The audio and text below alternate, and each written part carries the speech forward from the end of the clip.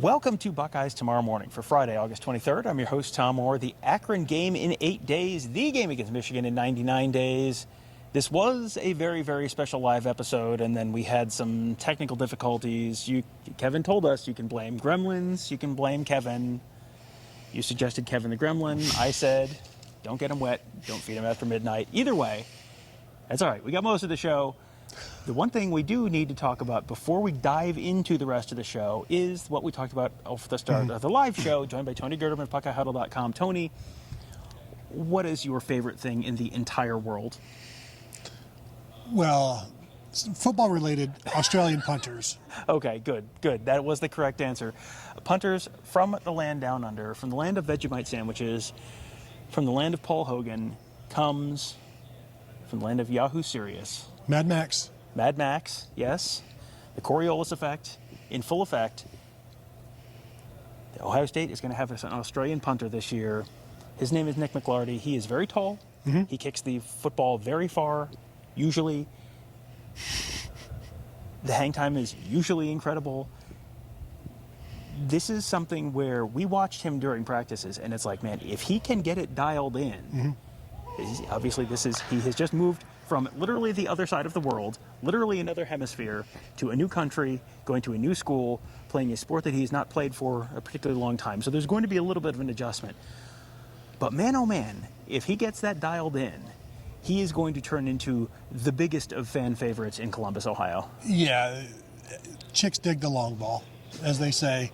And being an Australian, kicking long balls as well, I think is only going to be all the better for him. But the thing we've seen from him in practice is, sky moonshots basically, but not all the time. And that's something that Ryan Day has talked about, where they want, say, like 42 to 45 yards a kick, and they want the same amount of hang time. They just want to know what they're running down to cover, because that's what the coverage is designed to do. And so if the kick is 20 yards longer than expected, then things have shifted and they've adjusted, and so that creates some unknowns that they don't necessarily want or need. So they want that consistency, but also it's not like they're going to be punting from their own 40 every time. There are going to be times where you really do want to uncork one. Yeah, you have seen punters really flip the field. J.K. Scott was the Alabama punter, right? Oh man, that dude was a weapon. Do you remember the Sugar Bowl where J.K. Scott was, he was almost the MVP of that game in the way that Drew Chrisman was the MVP of the Michigan State game in 2018, I think it was. You have seen punters really change the game. This is one where we'll see what it looks like. It's going to be a little bit of a work in progress. But the fact that Ryan Day talked about consistency being such a key, and Nick McLarty being named the starter at this point, that to me suggests, okay, you have seen improvement in the consistency over the last week or week and a half since we have last seen him punting in practice. That, to me, is a pretty encouraging piece of news. Yeah, and you would expect him to be better as a sophomore, as a junior, as a senior, but also better in October, better in November. We'll see about December and January, although some of those games are going to be indoors, so maybe he will be better by then. But the more he punts, the more he plays, the better he's going to get. It's not, you wouldn't expect any type of regression, like knee tendonitis or anything like that. So the fact that he's already even, it's one of those, if he's even, he's leaving. And it sure seems like he's leaving right now. So that is the end of the punting talk. Believe it or not, there are other things to talk about. Even though we are in Big Ten country, even though Kirk Ferentz has been in the news over the last 24 hours or so, there are things other than punting to talk about. So now we bring you to the rest of the live show for Buckeyes Tomorrow Morning for Friday. I get the sense that Ohio State's punter this year is going to be something of a fan favorite. Well, and as Ryan Day said, there will be times where he punts the ball out of the stadium this year, and then times he doesn't. So they're still searching for that consistency, if you will. But yeah, like right now he's slated to be the guy. They expect him. They've told him that you're the guy, and you still have to continue to progress. But I'm a little, clearly they went to get him for him to start. But they also brought in a guy who started Buffalo for 2 years and did reasonably well, averaging like 43 yards a kick for 2 years. So like that experience, you would think would carry some weight. I think it has. It's just Nick McLarty has done pretty well, but well, why don't you just kick it 60 yards every single time? And Ryan Day said a week or two ago, they want like 40 to 45 yards, like 4 to 5 seconds of hang time. Like they want consistency, so everybody knows where the ball is going. Don't outkick your coverage, that sort of thing.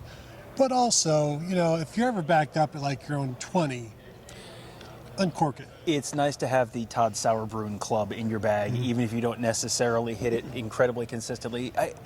I watched him punt during practice and thought, boy, if he wins the starting job, Ohio State fans are going to absolutely love him. And sometimes he's going to not hit one exactly square, and then they'll be throwing stuff at their TVs. But when Ryan Day talked about the importance of consistency, that I thought, oh boy, you're probably going to get one of the upperclassmen, and you wait a year for the Nick McLarty experience. If they're basing it on consistency, and Ryan Day talked about him coming along and making significant progress just even during the course of camp, this could be a pretty impressive thing for Ohio State if it works out, and however often he is called upon to perform his duties. Right, 6 to 7 times this season, probably no more than that. But if he's already, say, the most consistent or as consistent, you would expect him to just get better and better as he gains more and more experience playing a completely different game than the one he grew up with. Tony, we will tease forward right now to the fact that we are going to be doing a live Buckeye Weekly Bold Prediction show on Friday morning. Let's say 11 a.m. Sure, okay, why not? right. Doesn't matter what time we say, because sometimes when we put in these times for shows after interviews, we go on 45 minutes late, and sometimes we go on 45 minutes early. That's why you subscribe, hit the bell to be notified. While you're watching now, just go ahead and hit the thumbs up as well. That would be fantastic. And you know what I will say thumbs up to? The fact that I'm just going to put down dibs right now. I get the Nick McLarty number of 80-yard punts this year, bold prediction. How many is it going to be? Well, we'll talk about that on tomorrow's Buckeye Weekly show, but I'm giving a thumbs up to that. So you think at some point this season they're going to be backed up within their own, inside of their own 20? That's what you're telling me. I do think that will happen. Crazy. You know what? If you want to give me a twofer, I will count that. I'm only going to take 1 point on that one, but Ohio State will at some point this season be backed up inside their own 20-yard line. Nope. So that's probably enough punter talk. Just keep going. Okay. I'm recording it as well. Okay. So that's probably enough punter talk, if you can even have such a thing. Jim Tressel just turned off the show. Well, and Kirk Ferentz has more time for punter talks now that he's serving a self-imposed one-game suspension. But that's enough punter talk for now. Let's talk about the main topic of tonight's show, the offensive line. That is something that has certainly been the single biggest concern for Ohio State fans over the course of the season. It seems like there's maybe multiple acceptable answers in terms of who the 5 starting offensive linemen can be. Ryan Day not quite willing to make that announcement. But the general tone of things from Ryan Day, from Justin Frye, in terms of the top line Ohio State offensive line, and even the second string Ohio State offensive line, and the quality depth they have there, this is way, way more optimistic than I was expecting them to be this time of year. Yeah, I totally expected pessimism. Well, you know how they talk about it when they're not optimistic. Right, yes. That's the words they don't say. But yeah, that was one of the benefits of the ick that went through, the funky virus that went through the offensive line at camp, because they came out better for it. And they've got guys that Austin Searveld got a ton of experience playing guard and tackle that he wouldn't have necessarily gotten with the ones, for sure, that he was able to do, and that raises him up. And Tagra Shabola being one of the most consistent guys throughout, because he was available and was able to, Ryan Day talked about it, and Justin Frye talked about the double dipping of, sometimes you're with the ones, now you got to roll with the twos, because we're going to run three groups out here, and you're going to have to be part of 2 of the 3. So that's gotten them more reps, and we know they had split fields through some of that as well. So a lot of work, no complaining, because this is, you only have to be one of the 5 best. And it doesn't matter whether you're the second center or the third guard. Like, if you're one of the 5 best, they're going to find room for you. And while Ryan Day did say Tagra is going to play, like you said, he hasn't quite put out there that he's going to be the starter. That'll take place next few days. Over the weekend, they'll meet and figure out exactly what the 2 deep that they want will be and what the starters will be. And said the same thing about Sonny Styles, because I asked about Sonny Styles, not to go way off, but like he's like leader in the clubhouse, but there's still more time to decide that yet. The guy who is battling Taker Shabola for the starting right guard job is Carson Hinsman. You got a chance to, you were over there with Carson Hinsman. That was the interview that I thought was maybe going to be the most interesting today, because he's had, you know, the ick, the funky virus has probably impacted him. I'm so looking forward to not having to talk about funky viruses and or ick at any point in the near future. But he's someone who has maybe been more impacted than by that over the span of the month than a lot of other guys. And so what did he have to say about what this month has been like for him? And is he behind where he should be? Where is he right now? And you know, whenever we talk to him, he's one of the best interviews on the team. Correct. He's a hilarious guy, straightforward and honest. So I asked him, how difficult has it been competing for, you know, you're dealing with an illness, you're competing for a starting job at a new position. So it's like you're getting all of these three things thrown at you, and you can't have a bad day. And he's like, yeah, it's not easy. And the quote was, football is hard. If you didn't love it, you'd hate it. And I thought that's pretty profound. Like he said, you'd really hate it. And it's true, because it's misery when you're ill and you're seeing somebody competing at the position that you moved to take. Like you are now a guard. I'm going to be the right guard. I've got 12 games of starting experience. Last year as a redshirt freshman. I'm pretty much already the starting guard.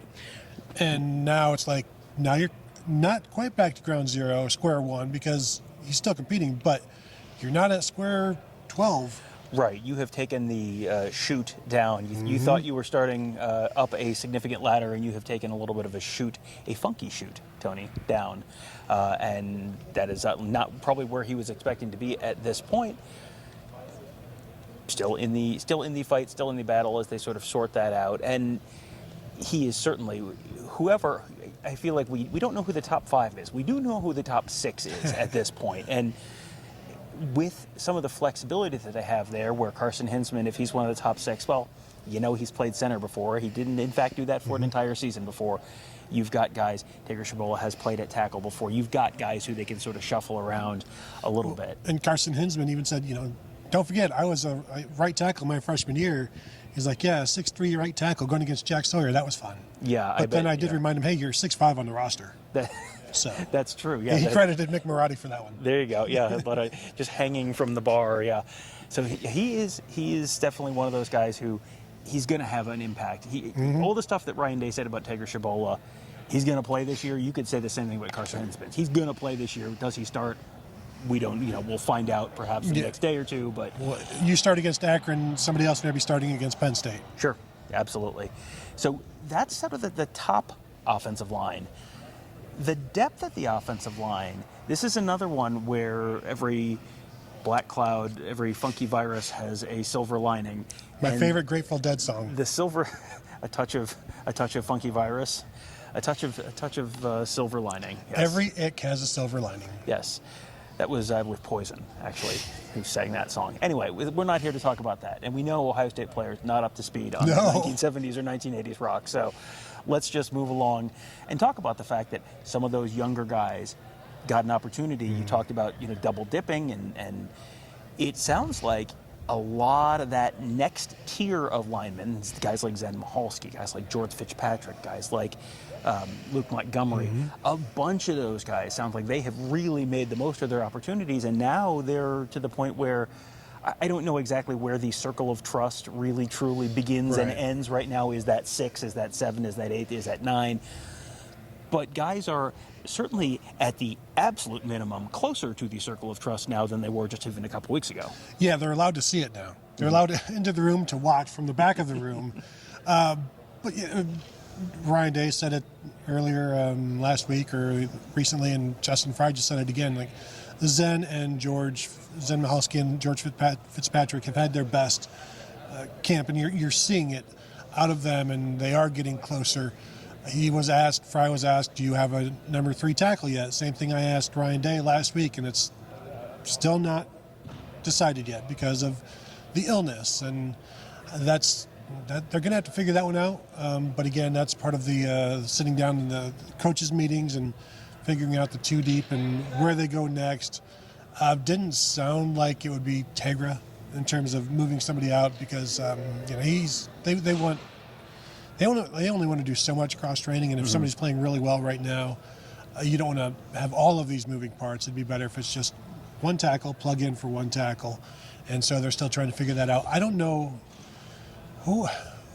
And you could throw Austin Searville's name in there as well as one of those. I think it's going to be one of those three. I don't know who else it could be. And Ian Moore has gotten some time with the twos, but he's still just a true freshman. You're going to have to assume the older guys, these older second and third year players, would be the guy that they would turn to. Well, you go back 18 months and we're looking at an Ohio State football team that's like, well, how many tackles do they have on their team that they feel really good about right now? It's like, well, maybe one, maybe. And now they feel very good about left and right tackle starting, Josh Simmons, Josh Frye. It sounds like they're feeling pretty decent about Zen Michalski, George Fitzpatrick. Austin Searville, we've heard very positive things about.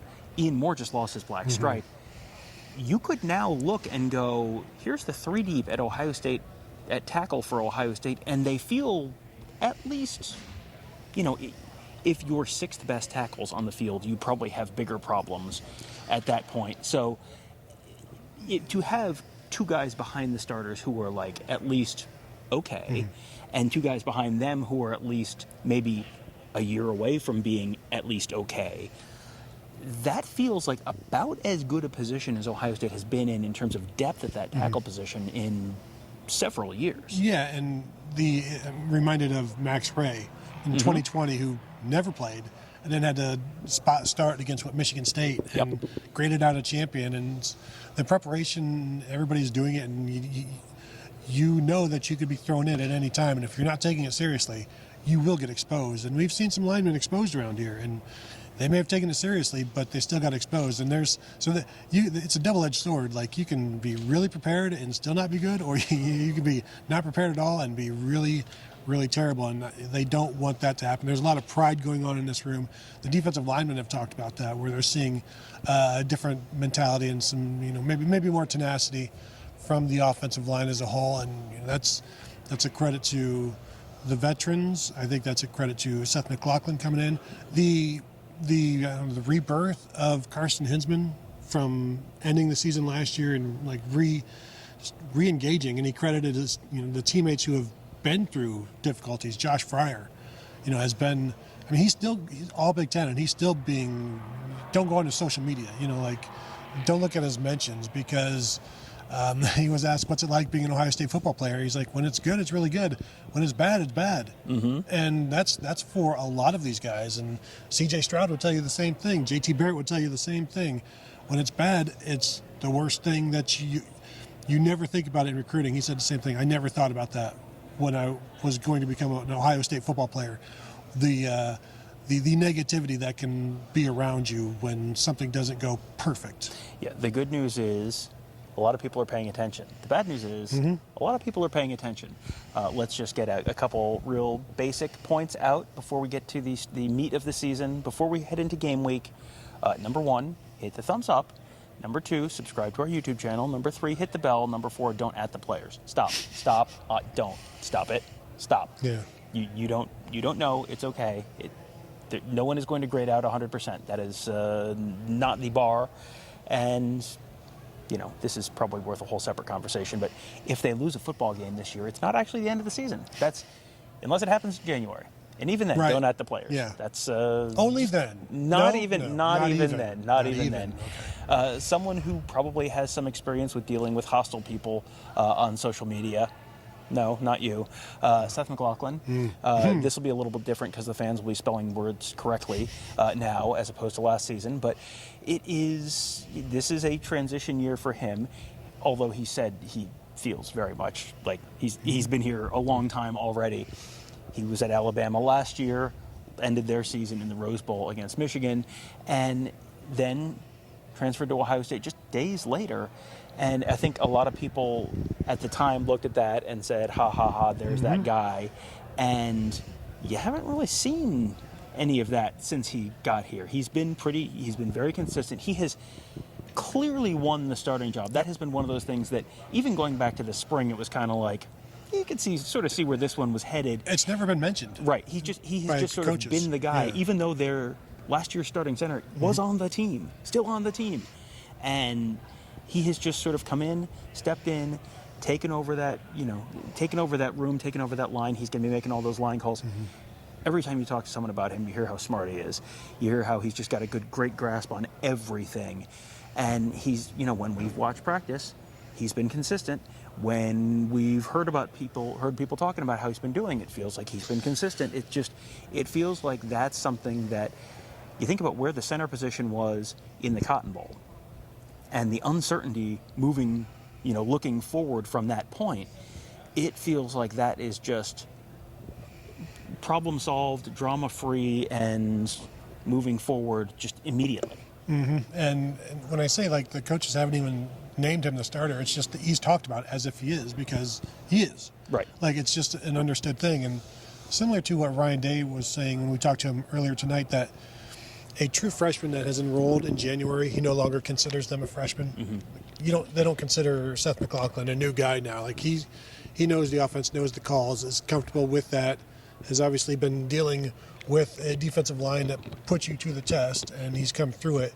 And so I think they're very, very comfortable with him, and he's comfortable with his teammates. And so it's been pretty seamless, very positive, and it's just another veteran voice. He's making all of the calls, getting everybody where they need to be, and is just a command of the job that wasn't always there, and certainly wasn't there in the Cotton Bowl. And so now it's just a new level of just confidence, and you're sure about what you're doing, and your teammates are sure about what you're telling them.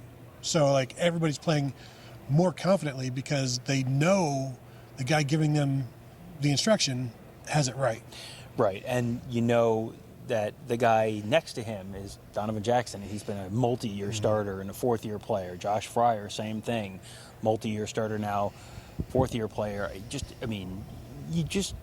It's such a reliable, I think is probably it's not the most exciting word, but it feels like Josh Simmons. Look at how far Josh Simmons came just in the course of last season, and now he's had a whole nother off season.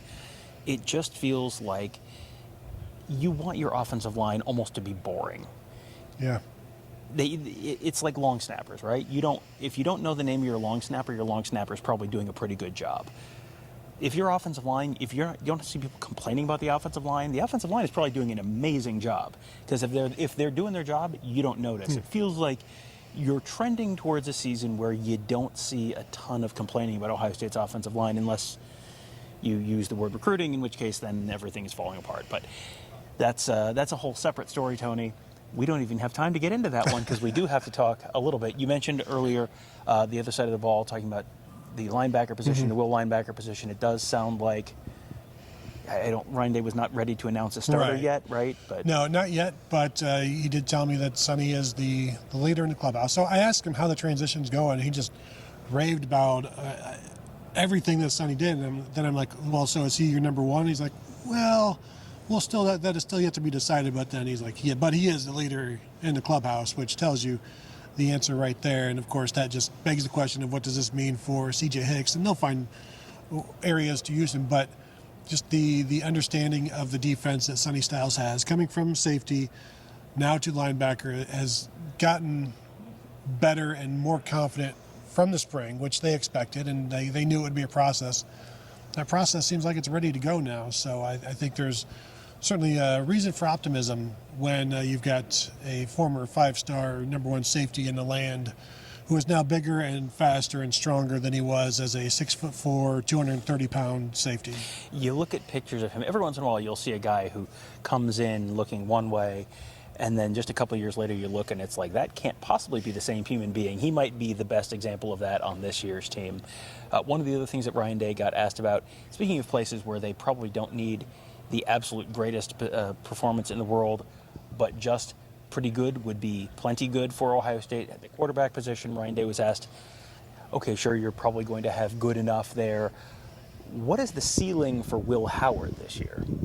Well, in the ceiling, he talked about everything that Will Howard does well, all of his positive traits. He's big, he's strong, stands in the pocket with the rush coming. He's gotten more accurate. It's the most accurate he's ever been in his career. 22 miles an hour, like all of these different things. And in terms of his ceiling, he's like, well, you still have to, that's up to him, basically. Like, but he has all of the traits that project well to the next level. And I guess that's really what you want to hear about a quarterback. And then it's just about the execution. He has all of the traits that you need. He's got the mobility. He's got the arm. He's shown the accuracy. He's comfortable in the pocket. He's not bailing out, at the first sign of distress. So there's plenty to work with. And you got Ryan Day, you got Chip Kelly, you got these receivers, you got this running game, you got a solid offensive line. There's a lot to like about the possibilities. But as we keep saying, I still want to see it. Right. You still want to see it actualized. But we said the same thing about Justin Fields in 2019. Sure. You don't know until you see it for sure on the field. And even when you see it against Akron, there's going to be enough of, well, sure, but can you do it against Marshall? Joe Bauserman beat Akron. That is true. That is, of the many true facts about that era of Ohio State football, that is unquestionably one of them. He is someone who, the trajectory with Will Howard is such that he came in and, there were opposing fan bases that, got their lulls in, Tony, as the kids say. It was funny that Ohio State was taking this guy who had gotten beaten out, air quotes, at Kansas State, and, boy, this is the savior, and in the spring looked fine, but had not clearly separated. This fall looked very different, and you're sort of talking to people about him. There was a lot of work that went into that, and a lot of physical development, mental training, just straight up reps out on the practice field.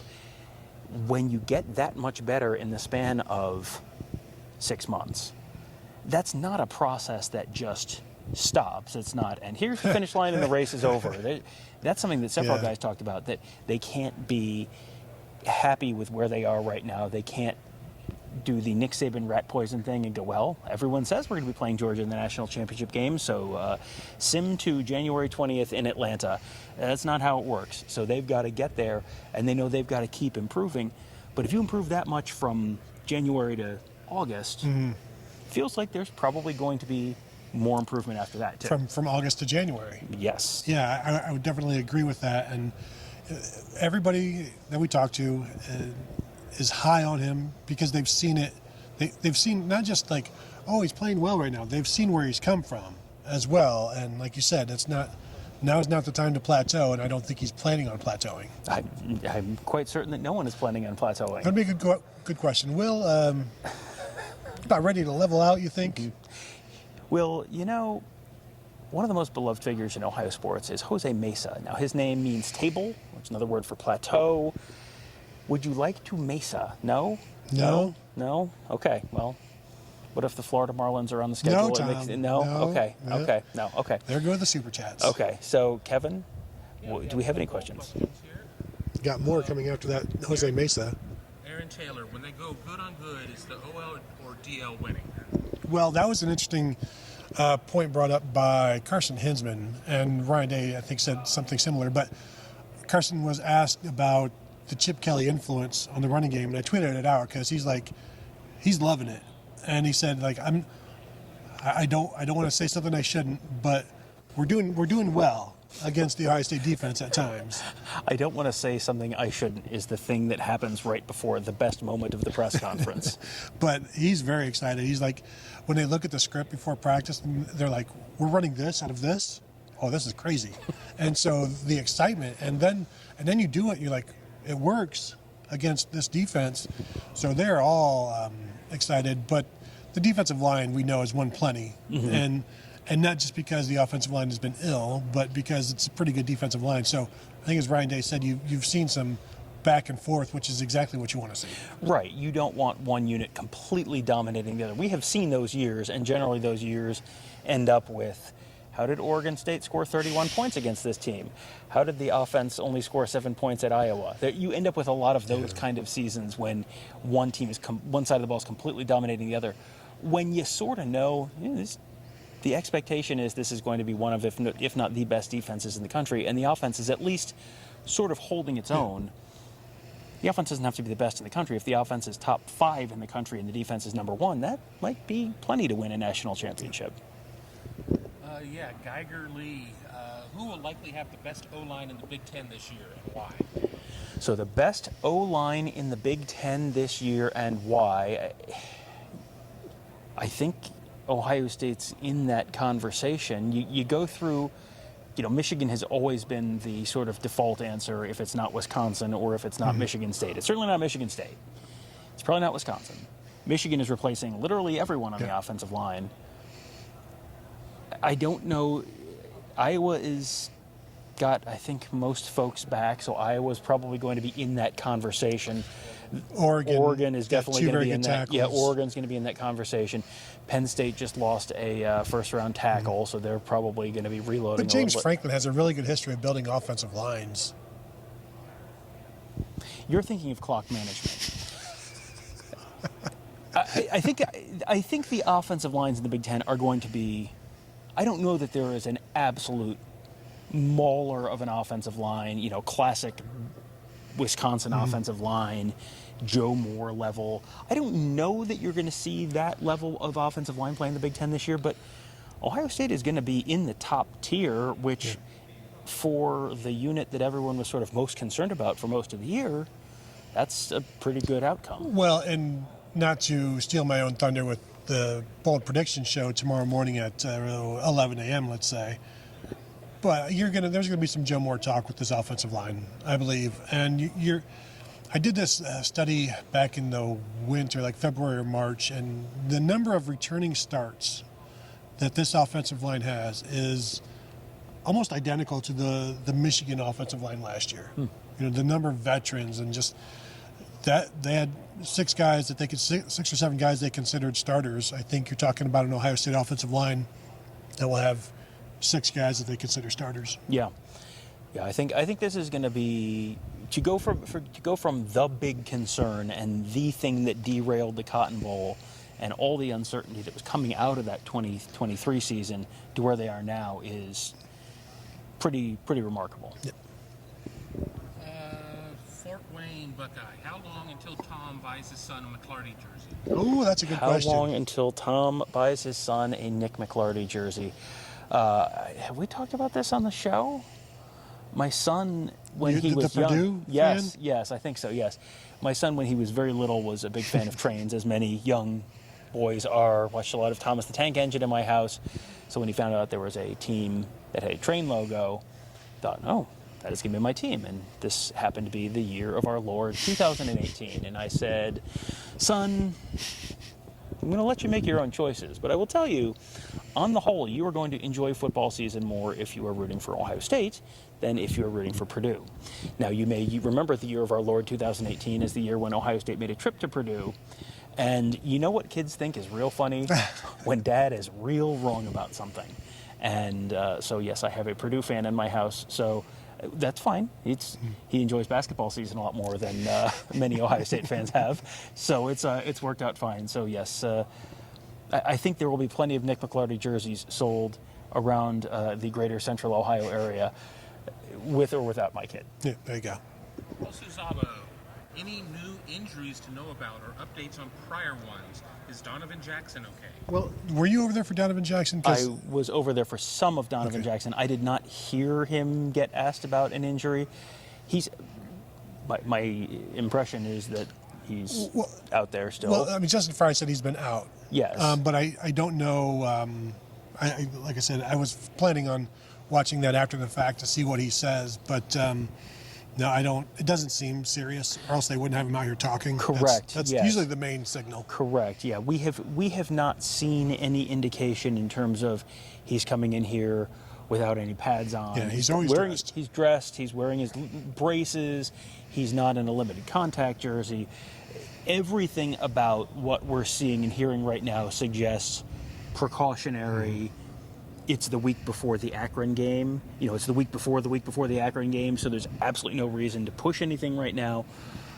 Other than that, the injuries, I think, have been Yeah, and Lorenzo large- Styles is back. Yeah, Lorenzo Styles is no longer in the limited contact. It's been pretty. Jaden Bonsu is about. Oh, you know, yeah, that's one. yeah. But even doesn't seem to be serious or anything Yeah. like that. So. Yeah, we are not aware of any long-term injuries at this point. Is probably the best way to say that.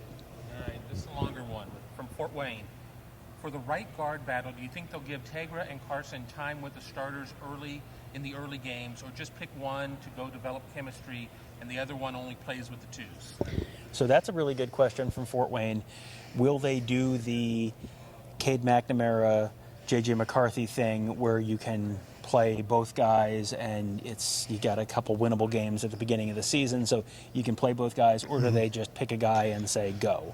And if you take Ryan Day at his word, I don't know that they've made a decision yet on that. Yeah, no, I think both guys will play. He did say Tegra's going to play. I would assume Carson's going to play. I think the scenario there is that, yeah, they will both play with the ones. And, you know, that can be a couple of series in the second quarter or however you want to do it. You can experiment. It's not even experimentation but it's just getting those guys snaps. I expect that to happen in the first half of at least the first two games until by then maybe they've got it settled. And because I do think they want to give Carson more runway because he's had such a short road for camp. Right. It's probably not a fair thing to take a guy who was a starter last year and Wally Pip him because he had the ick, Tony. So you probably... It seems like that's probably not going to be a firm and final decision is made this weekend, and that's the guy who's with the ones for the whole rest of the season, and there's no question about any of that kind of stuff.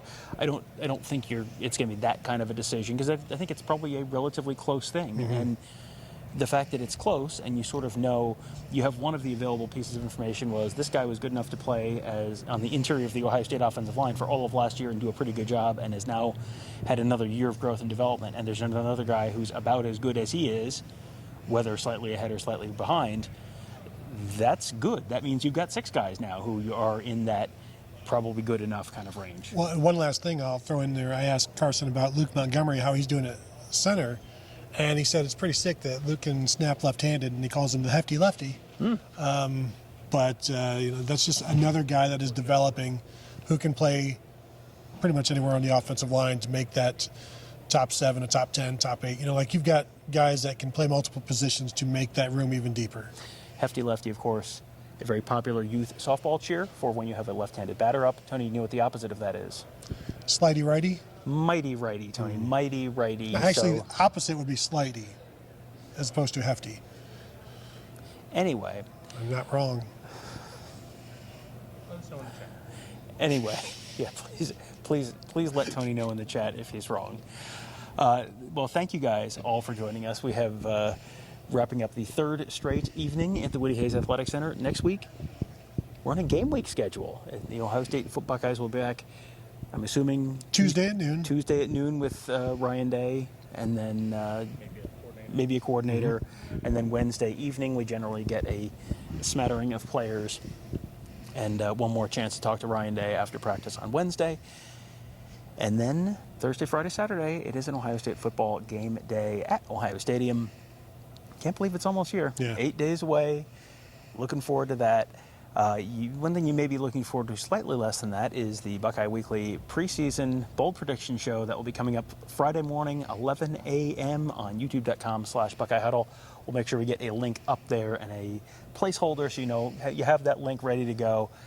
We'll try and tweet that out, but the best way to make sure you are there to tell Tony that he is in fact not being bold is by being a subscriber to our YouTube channel at youtube.com/Buckeye Huddle, hitting that bell so you get notified when we go live on shows like this, because sometimes, especially in these midweek interview shows, sometimes it's 45 minutes early, sometimes it's 45 minutes late. It's always an exciting mystery what time the Ohio State interviews will start during game weeks, and so the best way to make sure you get notified whenever we do go live is to hit that bell. So that, I think, will do it for us this evening. Thank you guys all for joining us. Have a great day. We'll talk to you tomorrow.